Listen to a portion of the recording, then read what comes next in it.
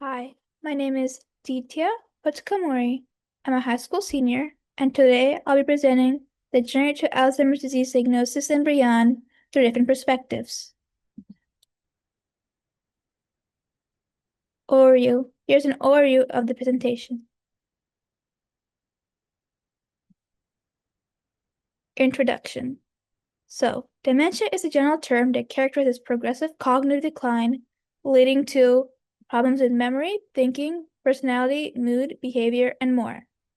Currently affects 55 million people worldwide, primarily older adults.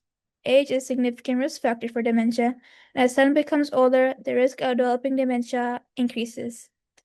Dementia can affect the quality of life of patients, their families, and society as a whole, leading to physical, financial, and emotional burdens.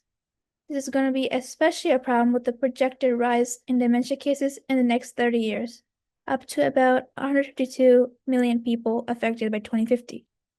Alzheimer's disease, AD, a type of dementia, makes up about 67% of dementia cases. According to the CDC, 6.7 million adults have Alzheimer's disease in the United States. Currently, there's no cure to AD, but there are various treatment options to help manage symptoms and disease progression. We will look at the impact of AD, discuss the latest disease interventions, and analyze its real-life impacts on 3 levels.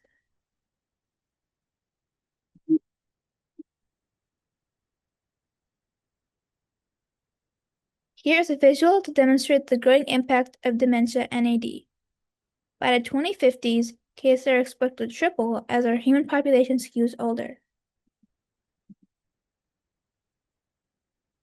Diagnosis. AD is typically diagnosed through a combination of different tests and criteria that has been updated over the years with new scientific knowledge and recommendations.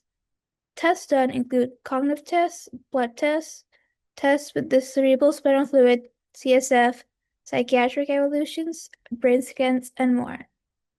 Due to different factors considered, a diagnosis would happen with observation over time as the patient's medical history and the onset of symptoms needs to be recognized. Current treatment. Currently, many therapies that target AD pathology are in phases 2 and 3 of clinical testing and are classified as disease-modifying therapies. Disease-modifying therapies target AD pathology. One particular therapy, aducanumab, was discontinued in 2024 for management reasons, as suggested by the company Biogen. The drug manufacturer, although the controversy around safety, efficacy, and cost of the drug was still there. Other drugs help manage the symptoms of AD. And there are also ways to manage AD through lifestyle changes, including diet and exercise, which has been studied as well. Perspectives. Now, we'll look at the different perspectives in AD, specifically those of the healthcare provider, patient and family, and society. Healthcare provider. Healthcare providers are an important party to consider improving the outcomes of people with AD, especially in the early diagnosis and treatment of AD. In a study that interviewed 10 healthcare providers to gather their thoughts on the KAER, Kickstart, Assess, Evaluate, Refer toolkit, which aims to improve the process of diagnosing AD. The healthcare providers found the toolkit to be useful. However, they also emphasize how such methods of cognitive assessment must be easy and efficient to use within their means. Although healthcare providers have a critical role in the outcomes of their patients, they're often restricted by the very healthcare systems that they work in and may not always be able to provide the necessary level or type of care. For instance, another study says that 69% of healthcare professionals acknowledge that in medical school, the condition of dementia was taught to a very limited degree or not at all. This is despite older patients' interest on the topic as they're getting older. Additionally, there's a strong shortage of dementia specialists, impacting U.S. states like Kansas. Patient and family. The journey through AD and the major life changes associated with its occurrence affects both patients and their families significantly, particularly women, who consist of about 2/3 of AD caregivers.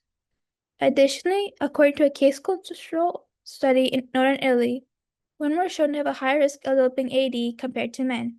On average, caregivers provide 31 hours of care to dementia patients per week, dedicating about a fifth of their lives to caregiving. Such long hours and the trauma of witnessing the progressive mental decline of loved ones have been shown to drastically affect the mental health of dementia caregivers, with 32.3% of caregivers experiencing suicide ideation compared to the 4.3% of adults annually on average in the United States. Therefore, it is important to consider family, the main support system of patient, when designing and implementing new treatments and caregiving practices. Prioritizing the health of loved ones who stand by and support a sick care member is necessary to maximize human health and the emotional well-being, as well as promote the bonds of relationship in times of sickness. Society. According to the Alzheimer's Association, a projected $360 billion will be spent on healthcare and the long-term care of those with AD or other dementias in the United States in 2024 alone. $231 billion of that sum will be spent by the government programs of Medicare and Medicaid.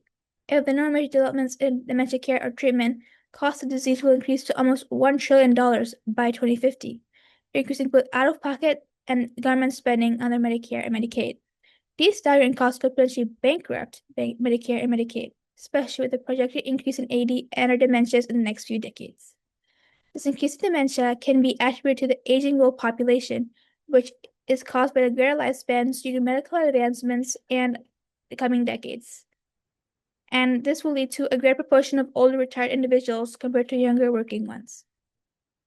A demographic shift to an older population could mean decreased government tax revenues that are utilized to fund public healthcare services like Medicare and Medicaid. This is particularly problematic when the need for such services will likely go up with the coming rise in AD prevalence. However, focusing on the early diagnosis of AD has been predicted to lead to a better prognosis of a disease from an economic standpoint in terms of healthcare costs.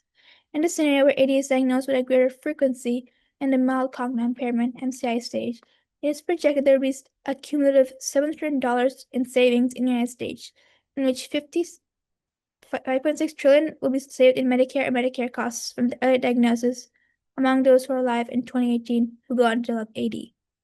This includes medical, pharmaceutical, and long-term care costs.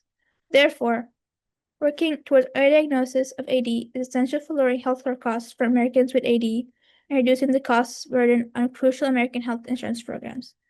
Early AD diagnosis can promote a more controlled and sustainable healthcare system that is able to better manage and take care of the health needs of people with AD and others in need of care in the future.